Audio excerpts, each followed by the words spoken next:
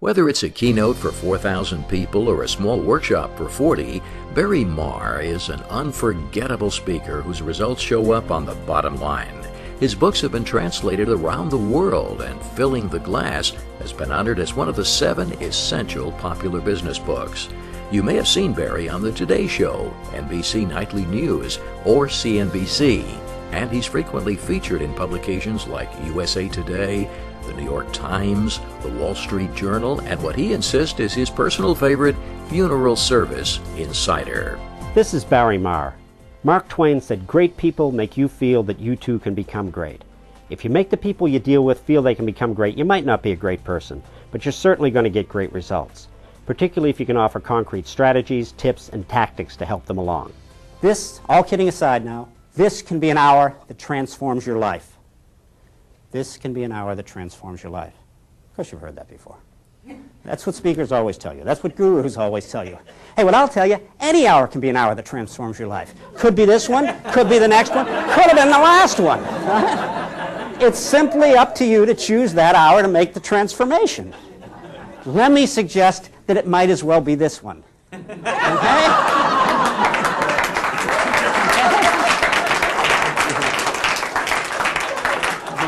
If for no other reason, I'm already here, I don't do refunds.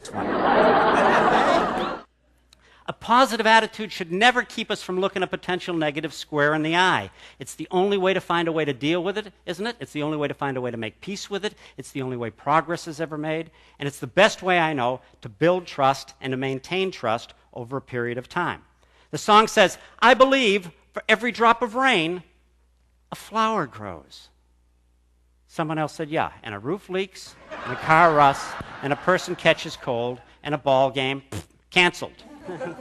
I say, hey, you never want to forget about that flower growing. But it doesn't make any sense to forget about that leaky roof either, right? Not if you want to stay dry. Tell you a story. 3:30 on a hot, stuffy Friday afternoon. We've drawn the blinds against the direct sunlight, so the room is dark. In fact, it's almost cave-like. The 3 people I'm with have been conducting job interviews since maybe about 8:30 in the morning, and I'm there kibitzing, I'm consulting. I'm trying to do something about a hiring process that has left this particular company with a 37% annual turnover rate. Yeah, they thought that was a tad high. Our 6th interviewee of the day walks into the room, introduced himself to us as Clyde Thompson. The man has a scar running from his hairline, across his forehead, down across his eyelid, and onto his cheek. And his entire face is, more than a bit weathered, to say the very least. Now, the guy is well-groomed, but like myself, he has the kind of non-standardized body that can take a $3,000 Armani suit and make it look just like it was ripped off the rack at Kmart. Okay? It's the only reason I'm not wearing a $3,000 Armani suit today. Anyway, Clyde's got gray mustache, gray hair. The guy appears to be in his mid-50s. Now, we've got 3 strong candidates, only got 2 openings. And in 2 days of interviewing here, the boss, the division manager, has shown an unshakable desire for what she calls vigorous and energetic candidates, by which she means, anybody? Bingo, young. Her 2 subordinates, they take their cues from her completely on everything. So she starts off the interview with the question she normally finishes with. She says, "So, Mr. Thompson, why should we hire you?" Clyde smiles, leans forward in his chair. He says, "I'm 53 years old. I'm not pretty. I've been unemployed for almost 5 months now, ever since my last company went belly up. I have absolutely no experience in your industry. If you take a look at my application, you'll see there's a check mark next to the yes on that question about whether or not I've ever been convicted of a felony. I've applied for any number of other jobs. Nobody will hire me." The question was, why should we hire you? But Clyde's saying these things, and he's ticking his points off on his fingers as confidently as if he's talking about his Olympic gold medals, his Harvard MBA, his 7 years as CEO of General Motors. Might not be quite the credential it used to be, right? But anyway, so then he says, "So let me tell you why I'm the best possible candidate you're ever going to find for this job." The guy proceeds to do exactly that. He says, "If you hire me, I can't afford not to succeed. Job gets too grueling, I don't have the option of moving on to greener pastures. I don't even have brown pastures." He said, "There are no other pastures for me until I'm ready to be put out to pasture." He said, "I'm 100% committed. I'm as locked into this position as I was locked into that jail cell 35 years ago. And if you notice, that's where I got most of the credits for my college degree. Fortunately, I never needed a master's, so I never had to go back." He said, but the things I've learned in that place, the formal and the informal training, have a huge amount to do with why I've been so extremely successful at every job I've had since then. Now, Clyde Thompson walked into that room that day, and in my humble opinion, he had about as much chance of getting that job as he had of being elected Miss Congeniality at the Miss America pageant in Atlantic City the following September. Then what's he do? Then he gives us all the reasons we might not want to hire him. All the stuff we would have come up with on our own once he left the room. A couple of things we might never even have thought of, right? But when he did leave the room, the discussion had barely touched on any of those points. Clyde had already put them on the table. It felt like we'd already dealt with them. But I tell you something, it was an extraordinary discussion because Clyde had taken his unemployability and what? Turned it into his strongest asset. The fact that the other candidates were so good they could quit, get down the road, get hired someplace else in a heartbeat, had become a liability for them. Every single one of us in that room was convinced that Clyde was never going to add to that 37% annual turnover rate, at least not if there was anything the guy could do to avoid it. So what happens? Division manager makes Clyde her number one choice, numero uno. Her two subordinates, and I later found out these guys were known around the office as Tweedledum and Tweedledummer. No shock to anybody, they make the selection unanimous. Following Monday, they call up, actually Tweedledummer calls up and offers Clyde the job. Clyde asks for 24 hours to think it over.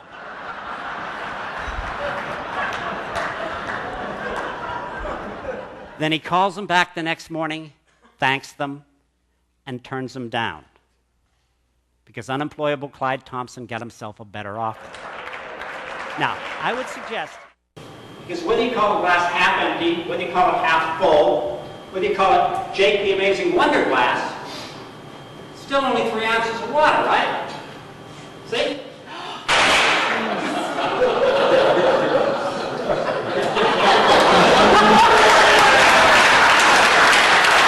And she said something really, which I thought was really profound. She said, the secret to my success is very simple. I just treat everyone I encounter as if they had an invisible sign around their neck which said, make me feel important. Duh. William James, the psychologist, said the greatest need of the human soul is the need to feel important. Make people feel important. Something else we all know we don't always remember. Now, are our clients, in your case members, are they important? Is there any company in the known universe, is there any company on the planet, one company on the planet that doesn't realize their clients are important? Probably not, right? Every company realizes that. The question is, how often do those clients feel important? Often, isn't it more like that phone message? Because we value your business, please continue to hold. Because we value your business, please continue to hold. Hey, if we didn't value your business, we'd just hang up on your butt. You're lucky that we're hanging on. Because we value your business, please continue to hold. Because we value your business, we're going to reduce your productivity so we can increase ours. If I'm going to be robbed, I prefer to have it done without the hypocrisy. I'd much rather have somebody stick a gun in my belly and say, because I value your money, please give me your wallet. Make people feel important. With all the blather about customer-centric companies, with all the blather about customer service, it's still the simplest and the cheapest way to differentiate yourself and your organization from the competition, right? Make people feel important. Enjoy, and find joy, even when things are tough. I know a cancer doctor who has a motto she hung in her office. And coming from her, I thought it was pretty much as profound as it was simple.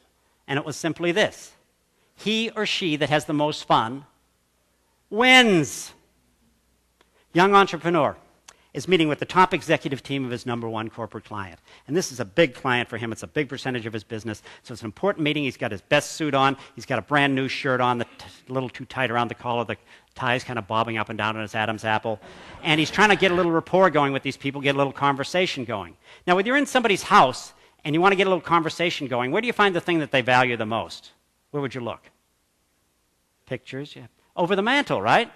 That's where they put the thing they value the most. Oh, Mrs. Jones, what a lovely picture of dogs playing poker. Yes. And in black velvet, too. It's just so stunning. Yes. And in somebody's office, where would you look?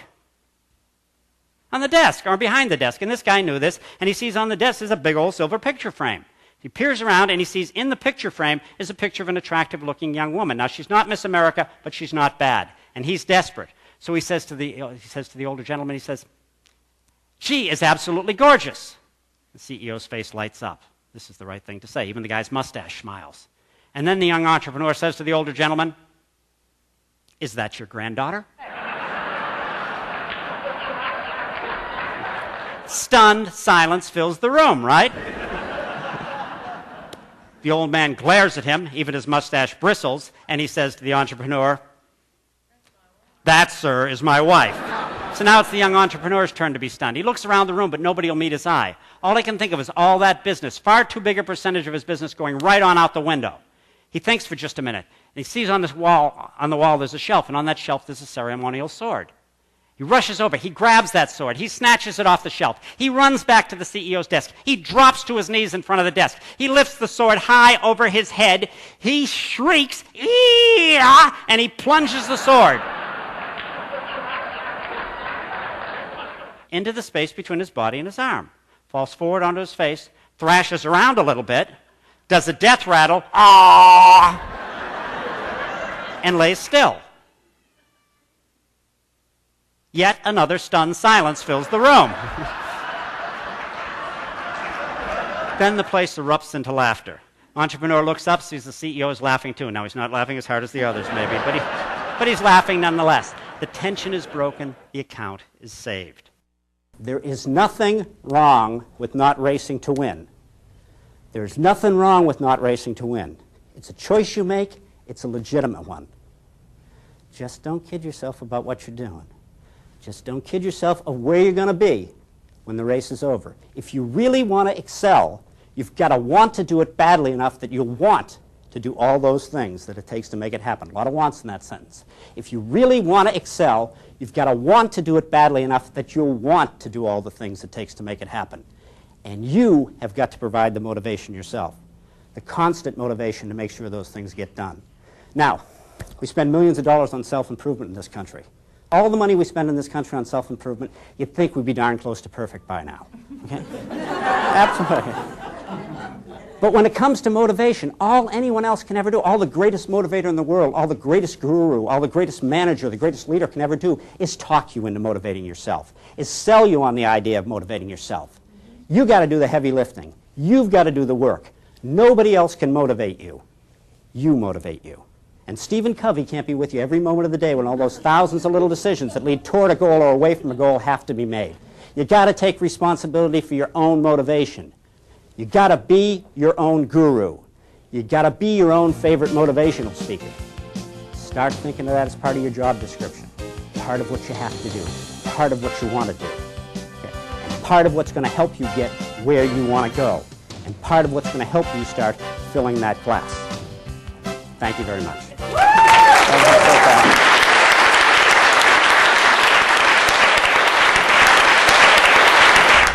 Thanks for listening. Obviously, this is just a tiny sampling to give you an idea of what a session with Barry Marr can do for your people and your event. And of course, every presentation is customized specifically for the needs of your group. So you can count on Barry Marr to give you the results that few speakers at any fee can match.